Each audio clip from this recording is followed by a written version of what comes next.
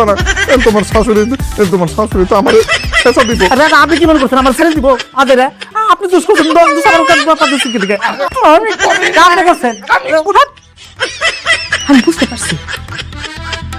আমি বুঝতে পারছি তোর বাপ এটা ইচ্ছা করা করছে আমার সাথে, তাই আমি তোর বাসায় ভালো মন্দ খাইতে না পারি।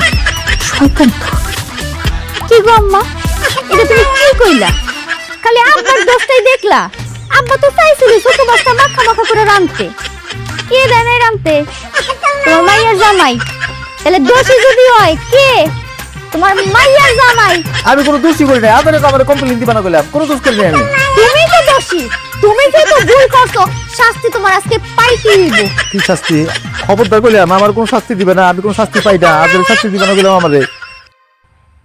তোমার শাস্তি তো আজকে রাইতে, তোমার খানা বন্ধ। আল্লাহ গো, শাস্তি দিবার বাড়ি এত কষ্ট করে রাঁধছি, আমার পেটে কি ক্ষুধা।